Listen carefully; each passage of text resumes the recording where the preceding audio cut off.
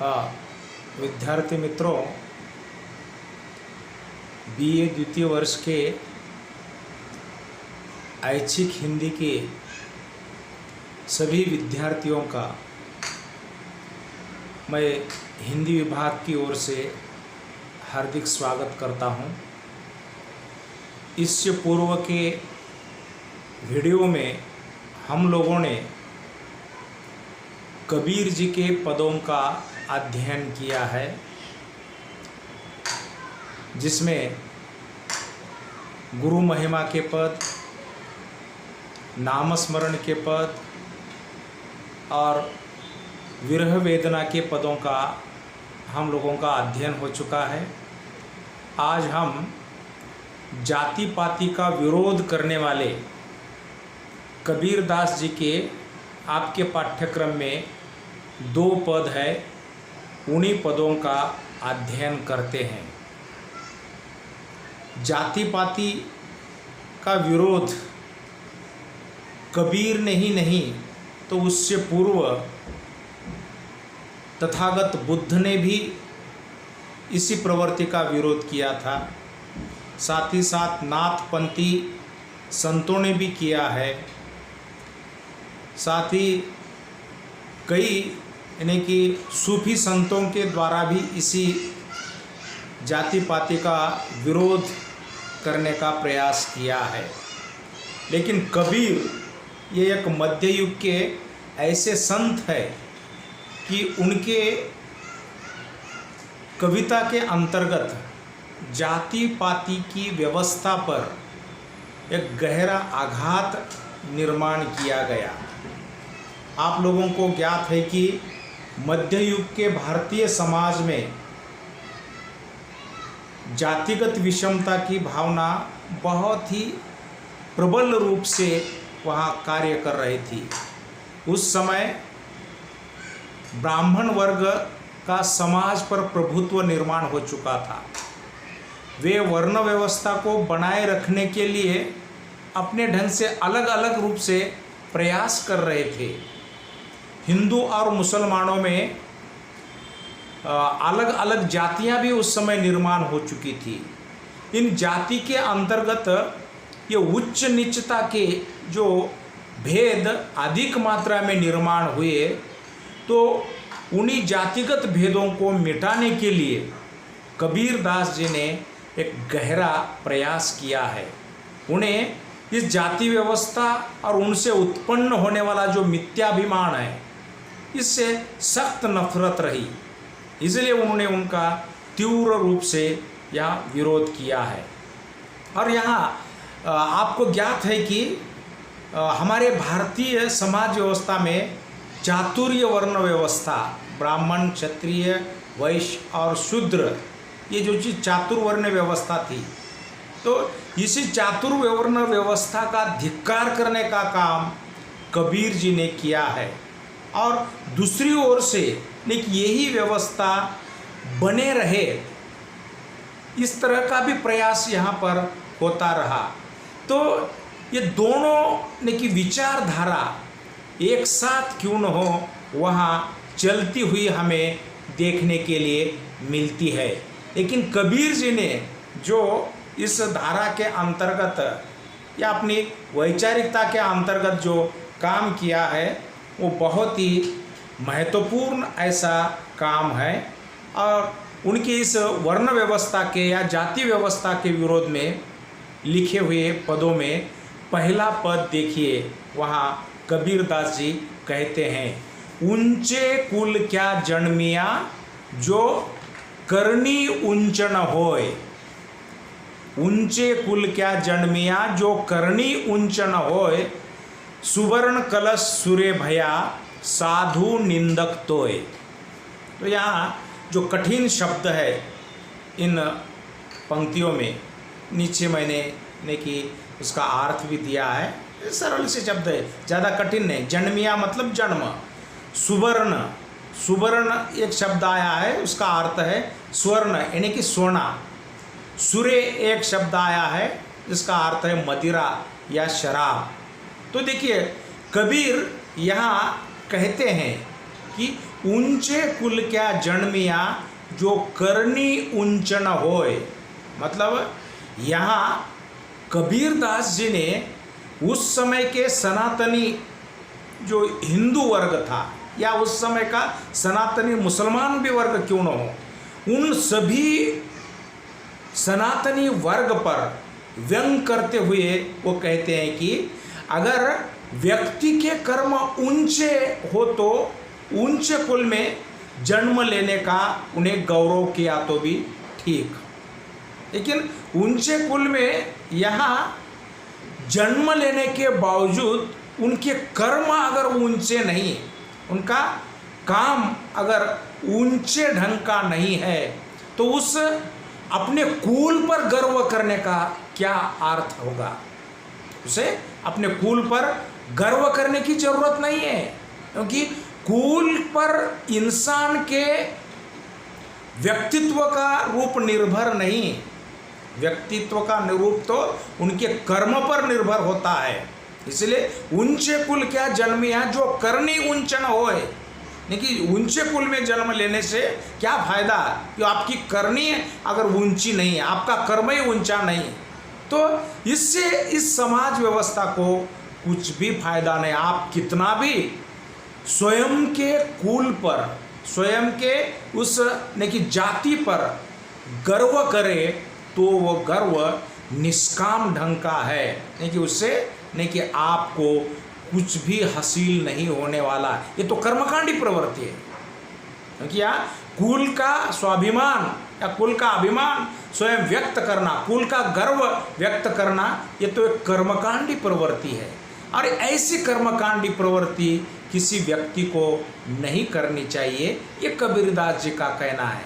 आगे वह कहते हैं ऊंचे कुल क्या जन्मिया जो करनी ऊंचन होए, सुवर्ण कलश सूर्य भया साधु निंदक तोय। अगर समझो यहाँ सुवर्ण कलश ये लिया है कि सोने का कलश, सोना ये धातु ऊंचे रूप का प्रतीक माना जाता है, नहीं कि मूल्यवान चीज है ऐसा हमें ज्ञात है। तो ऐसे सोने जैसे मूल्यवान या ऊंचे कुल के सुवर्ण कलश में समझो वहाँ मदिरा मतलब शराब भरकर रखी गई, तो समझो कि यहाँ सोने के कलश में शराब भरी हुई है, तो उस कलश की निंदा तो यहाँ का साधु वर्ग करने वाला है, साधु निंदक तो है, मतलब यहाँ उसकी निंदा तो यहाँ करने वाले हैं। इसलिए ऊंचे कुल की मर्यादा में हमें यहाँ रहना होगा, क्योंकि सोना ये जो है नहीं कि ऊंचे धाम का प्रतीक है, लेकिन वो शराब से भरा हुआ है, उसका कलश शराब से भरा हुआ है, तो उसके बड़पन का, उसके ऊंचे कुल का यहाँ पर कोई भी फायदा नहीं है। तो इस तरह का ऊंचा कुल यहाँ ने कि समाज को धोखा निर्माण करने वाला है, समाज के अंतर्गत विषमता निर्माण करने वाला है। इसलिए इंसान कर्म के आधार पर उसकी निश्चिति होनी चाहिए, कर्म के आधार पर उनके कुल का ने कि यहाँ पर गर्वाभिमान उनको होना चाहिए। कर्म अगर ऊंचे ढंग के है तो ऊंचे कुल का, अगर आपके कर्म ही निम्न ढंग के है तो आप ऊंचे कुल के नहीं हो सकते।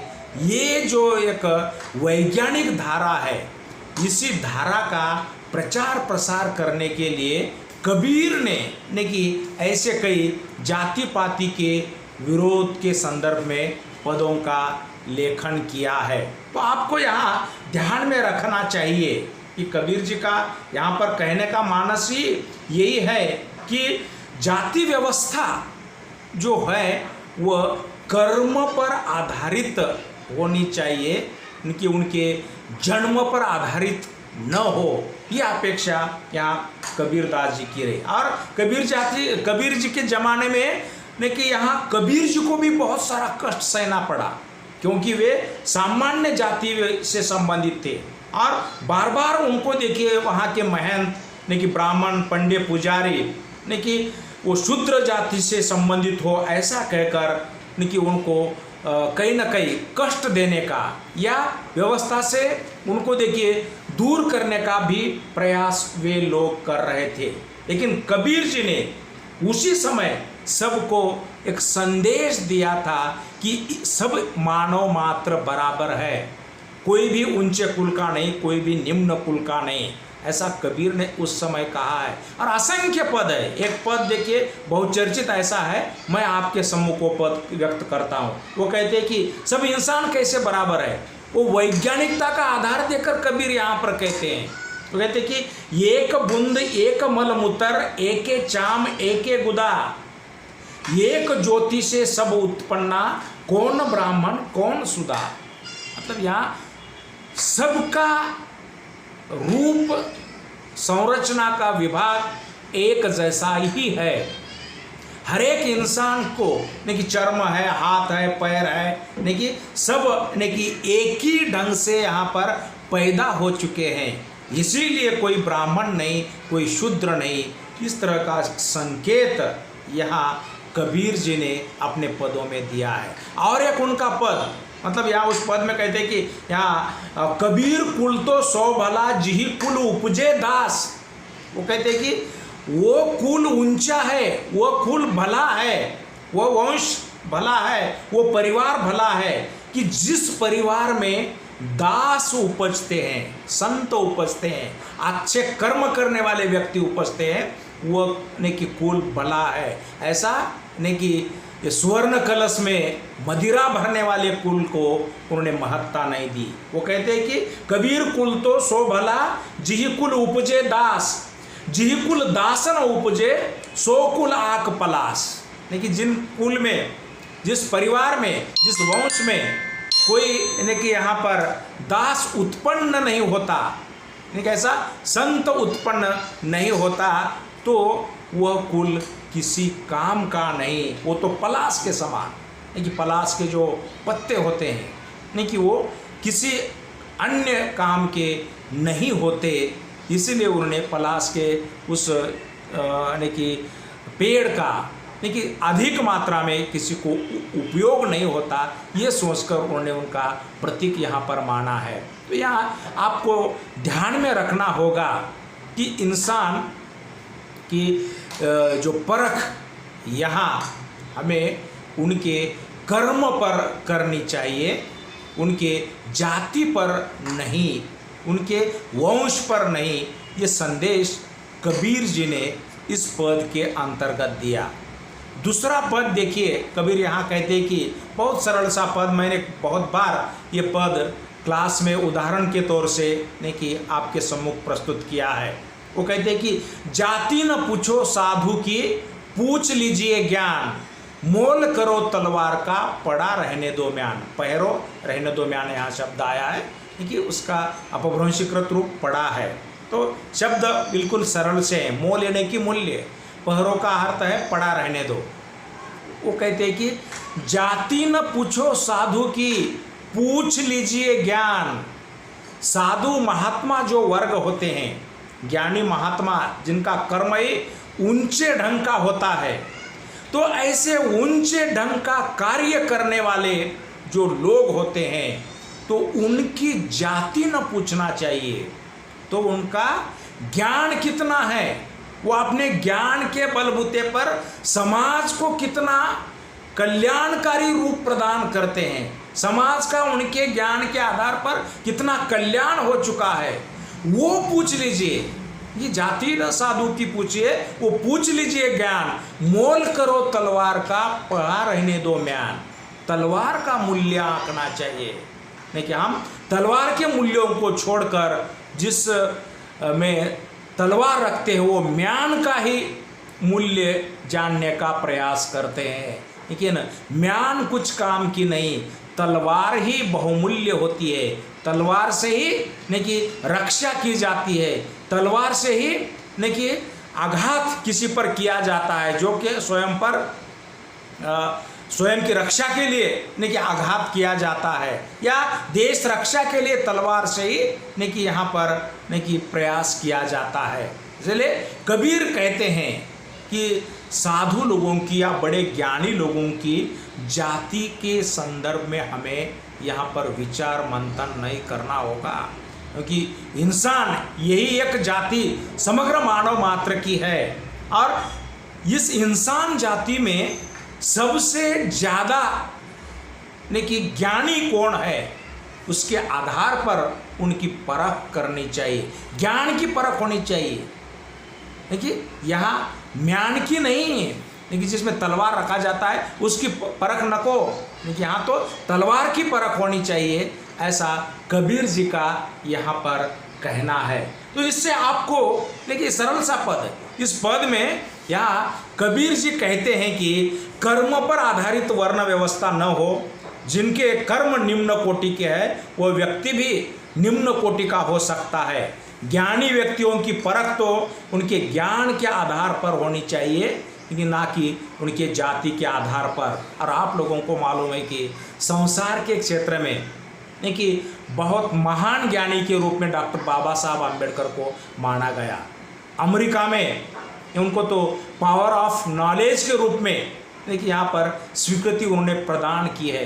इतना महत ज्ञानी पूरा विश्व बाबा साहब को ज्ञान के बलबूते पर उनका आदर करता है, आज भी उनको अलग अलग ढंग के सम्मान प्रदान करते हैं। लेकिन भारतवर्ष में कि अंबेडकर जी एक साधारण परिवार में पैदा हुए हैं, यह सोचकर उनके ज्ञान से कई समाज दूर जाने का भी प्रयास कर रहा है। इससे क्या है, उस समाज का ही नुकसान है। लेकिन आपको यहाँ पर ध्यान में रखना होगा कि व्यक्ति जो होता है वो अपने ज्ञान के बलबूते पर महान बन जाता है, तो उसकी महत्ता, उनका व्यक्तित्व हमें ज्ञान को केंद्र में रखकर ही करना चाहिए। तब ने कि उसके प्रति एक हमने न्याय किया है ऐसा कह सकते हैं। तो व्यक्ति का बड़पन जो होता है उनके ज्ञान के बल पर ही होना चाहिए, नहीं तो केवल कुल से बड़ा है और ऐसे का कोई फायदा नहीं। कुल यानी कि उच्च वंश में पैदा हुआ है यह सोचकर वो बड़ा है, ऐसा कहने से कुछ भी समाज को फायदा नहीं होता। कबीर ने एक स्थल पर कहा है कि बड़ा हुआ तो क्या हुआ, जैसे पेड़ खजूर, पंक्ति को छाया नहीं, फल लागे अति दूर। लेकिन यहाँ देखो कि खजूर का पेड़ बहुत बड़ा होता है, देखिए आकाश मार्ग पर जाता है, लेकिन उस पेड़ के फल भी किसी को खाने के लिए नहीं मिलते या उसकी छांव भी किसी को नहीं मिलती। तो ऐसे बड़प्पन का क्या फायदा, ये बड़ापन इस अभी संसार के लिए कुछ उपयोगी नहीं है। इसलिए यहाँ इंसान कि बड़ा कौन है ये उनके कर्म को केंद्र में रखकर ही निश्चित करना चाहिए, और इंसान की परख जाति के आधार पर न हो, उनके ज्ञान के आधार पर हो, ऐसा कबीर जी का कहना है। और यहाँ तात्पर्य के रूप में मैंने इस पदों का संक्षेप में सार भी दिया है। तो आपको ये जानना है कि कबीर जी ने कि अपने जमाने में कि जो भी समाज व्यवस्था में जाति निर्माण हो चुकी थी, उस जाति व्यवस्था का उन्होंने विरोध किया है। कबीर क्या है कि इस वर्ण व्यवस्था का शिकार बनने के कारण उनको पग पग पर अपमानित होना पड़ता था। जाति व्यवस्था की दीवार यहाँ की ये जो सनातनी व्यवस्था के द्वारा बनाई हुई थी, तो इस सनातनी व्यवस्था को दूर करने हेतु उन्होंने सामान्य व्यक्ति का पक्ष लेकर यहाँ कि उनके कल्याण के लिए ये बातें कही। तो कबीर जी का ये कि जाति पाति का विरोध करने वाला जो सिद्धांत कि यहाँ बहुत ही मूल्यवान है, ऐसा हम कह सकते हैं, क्योंकि उन्होंने कि मध्यकालीन इस समाज व्यवस्था में कि जो जाति व्यवस्था का अंधकार फैला हुआ था, उस अंधकार को दूर करने का अपने ढंग से प्रयास किया है, और ये प्रयास उनका बहुत ही उचित ढंग का है, यह हमें स्वीकार करना होगा। और कबीर ने बहुत ही आक्रामक ढंग से जाति व्यवस्था का विरोध किया, चाहे वो हिंदू हो या मुसलमान क्यों न हो, उनको बिल्कुल स्पष्ट रूप से उनके मर्म पर, देखिए जाति व्यवस्था का देखिए बनाए रखने के लिए जो मर्म वहाँ पर निर्माण किया गया, उस मर्म पर टीकास्त्र उठाने का काम कबीर जी ने किया है। एक स्थल पर तो वो कहते हैं कि देखिए हमें मनुस्मृति में ऐसा लिखा गया है कि ये 4 वर्णों में देखिए ब्राह्मणों का जन्म मुख से हुआ, क्षत्रियों का बाहुओं से, वैश्यों का कुलाओं से और शूद्रों का पैरों से जन्म हुआ है, ऐसा मनुस्मृति में लिखा गया। लेकिन कबीर जी ने इस मनुस्मृति की संहिता को यहाँ अपने वैचारिकता का आधार लेकर, बुद्ध के दर्शन का आधार लेकर देखिए यहाँ मिटाने की कोशिश की। और वो एक स्थल पर कहते हैं कि अगर ब्राह्मण स्वयं को श्रेष्ठ मानता है तो उनकी जन्म लेने की विधि सबसे अलग क्यों नहीं, ऐसा वो कहते हैं। जो तो बामन बहमणि जाया तो आन बाट हवे क्यों नहीं आया, जो तुरक तुरकनी जाया तो भीतर खतना क्यों न करवाया। लेकिन तो अगर ब्राह्मण स्वयं को कहता है सबसे अलग हो, ऐसा मानता है, तो तुम पैदा होने का जो स्थल है वो अलग रूप से क्यों नहीं पैदा हुए। या तुरक, तुम तो स्वयं को तुरक मानते हो, नहीं कि आप माँ के पेट में रहते समय ही खतना क्यों करते हुए बाहर नहीं निकले। मतलब ये जाति व्यवस्था केवल कर्मकांड है, सब इंसान बराबर है, नहीं कि ये सभी इंसान को एक समन्वय की भावना सिखाने का काम कबीर जी ने अपने ज़माने में किया। और भी बहुत कुछ कहा जाता है, लेकिन समय सीमा को ध्यान में रखते हुए हम जाति पाति का विरोध करने वाले ये जो कबीर जी के पद है यहाँ ही समाप्त करते हैं। अगले वीडियो में देखिए हम दूसरा जो अध्याय है उसका अध्ययन करेंगे। तब तक के लिए धन्यवाद।